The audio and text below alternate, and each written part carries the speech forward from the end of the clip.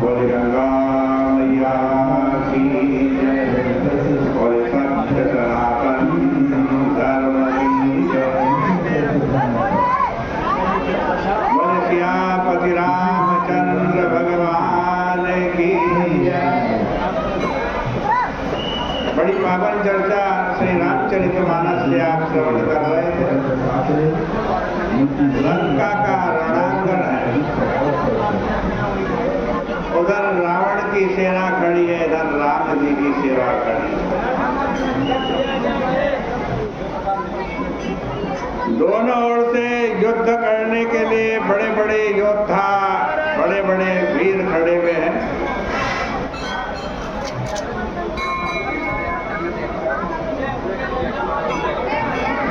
जो एक योद्धा होता है, जो एक वीर होता है, युद्ध में खड़ा रहता है, उसकी मनोदशा क्या होती है, उसका बड़ा सुंदर वर्णन यहाँ पर किया गया। सन्मुख मरण वीर कई शोभा, सन्मुख मरण वीर कई शोभा, भवति न तजा प्राण कर लोभा, भवति न तजा प्राण कर लोभा।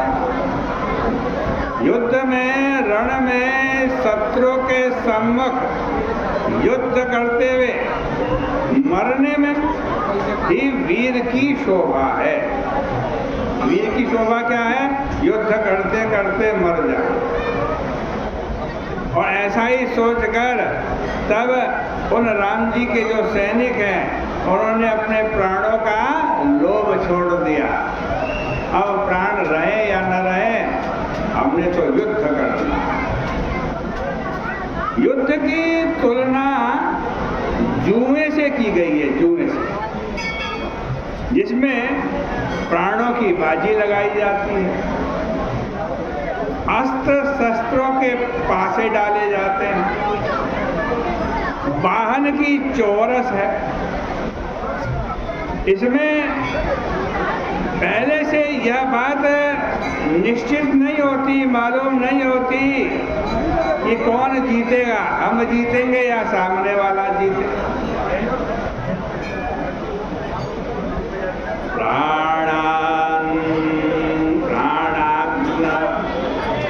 प्राणाग्ल ओयम समर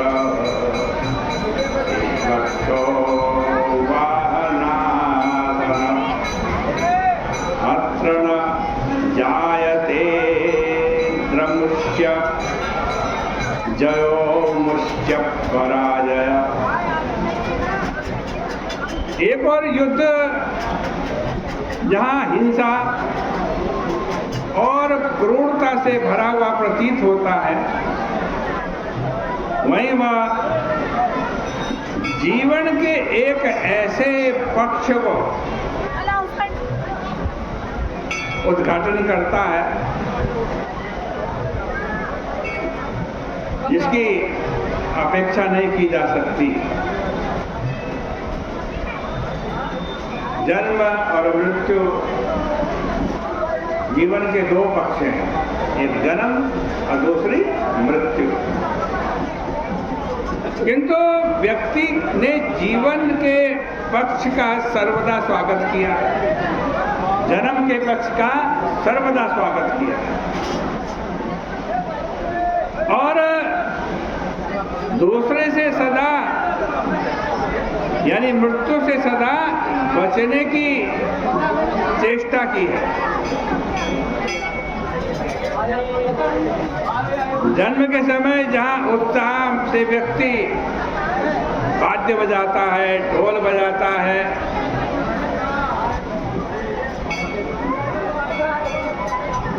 किंतु मृत्यु के क्षणों में क्या होता है? कोई ढोल नहीं बजाता, कोई बाजा नहीं बजाता। मृत्यु के क्षणों में तो आज कहते हैं आंसू बहाता है। उसके आमंत्रण को स्वीकार करने के लिए बाध्य होता। लेकिन एक बात है आपको बताऊं, जहां युद्ध होता है ना, युद्ध में युद्ध का दर्शन मृत्यु का स्वागत भी उसी उत्साह से करने की प्रेरणा प्रदान करता है जिस उत्साह से हम जीवन का वर्णन करते हैं। और इसी को दृष्टिगत रख करके दो प्रकार के व्यक्तियों की तुलना की गई है। दो प्रकार के जो पुरुष है ना, वो सूर्य मंडल को भेद करके सदगति को प्राप्त होते हैं। दो प्रकार के मनुष्य, या तो योग युक्त परिव्राजक, जो योग से युक्त है, योग से अपने समाधि के द्वारा भगवान को पा लेता है, सूर्य मंडल का भेद कर लेता है। और दूसरा कौन है? जो युद्ध में, देश की रक्षा में, राष्ट्र की रक्षा में युद्ध करते करते अपने प्राणों की आहुति दे देता है, वो भी सूर्य मंडल को भेद करके आज सदगति को प्राप्त हो जाता है। वाह विभो पुरुषो राजन, कह रहे हैं कि दो प्रकार के पुरुष होते हैं। कौन? सूर्य मंडल भेदिनो, सूर्य मंडल का भेदन करने वाले दो प्रकार के पुरुष होते हैं। एक तो परिव्राजक, परिव्राड योग युक्तश्च, जो परिव्राजक है, जो योग से युक्त है, वो समाधि के द्वारा अपने ब्रह्मरत्न से प्राण निकालता है और सूर्य मंडल को फोड़ करके आज सदगति को प्राप्त हो जाता है। और दूसरा कौन है? रणश्चाभुमुखे हता, रणश्चाभिमुखे हता, जो युद्ध में आज शत्रु से युद्ध करता करता, देश की रक्षा करता करता अपने प्राणों की आहुति दे देता है। बहिरंग दृष्टि से योगी और योद्धा में कोई साम्य नहीं दिखाई देता, किंतु तात्विक दृष्टि से दोनों की मन की स्थिति में बहुत साम्य है। जो योगी के मन की स्थिति है ना, वही एक वीर के मन की स्थिति है जो युद्ध में खड़ा है। शरीर और प्राणों के प्रति व्यक्ति की आसक्ति प्रसिद्ध है। हर व्यक्ति अपने शरीर की रक्षा करना चाहता है, अपने प्राणों की रक्षा करना चाहता है। सृष्टि का सारा विस्तार और संबंध शरीर से ही संबद्ध है, अतः व्यक्ति का उनके प्रति अनुराग अस्वाभाविक नहीं कहा जा सकता। देह प्राण ते प्रिय कुछ नाही, देह प्राण ते प्रिय कुछ नाही है। असग के देह परम प्रिय स्वामी है। सबको अपने देह की बड़ा प्यारा लगता है, प्राण बड़े प्यारे लगते हैं। लेकिन एक योगी और दूसरा योद्धा, दोनों को ही इस आसक्ति से ऊपर उठना पड़ता है। कौन सी आसक्ति से?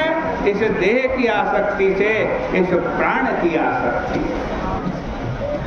दोनों को यह ज्ञात है कि सृष्टि में शरीर और प्राण की अपेक्षा भी कुछ ऐसे महत्वपूर्ण पदार्थ हैं जिन्हें पाने के लिए इनका परित्याग किया जा सकता है। अर्थात शरीर का भी परित्याग किया जा सकता है और प्राणों का भी परित्याग किया जा सकता है। योगी यदि समत्व को ही सर्वोत्कृष्ट स्थान देता है तो योद्धा को भी युद्ध करते हुए समत्व में ही स्थित रहने का प्रयास करना पड़ता। जय और पराजय को ही दृष्टिगत रखकर युद्ध करने वाला कि मेरी जय ही होगी, पहले ही निश्चय जिसने कर रखा मैं जीतूंगा ही, या जिसने पहले से ही निश्चित कर रखा है मैं हारूंगा ही, है? वो वास्तविक योद्धा नहीं है, क्योंकि युद्ध व्यापार न होकर समर्पण है। इसमें पूरी शक्ति और क्षमता से अपने कर्तव्य का पालन करता हुआ योद्धा भविष्य के विषय में कोई दावा नहीं कर सकता। उसमें एक दार्शनिक किसी तटस्थता का उदय हो जाता। लंका के युद्ध में भी जब ये योद्धा खड़े हैं तो उनको किसी को पता नहीं हमारी जय होगी या पराजय। जय पराजय का यह चक्र क्रमशः दोनों पक्षों की ओर चलता।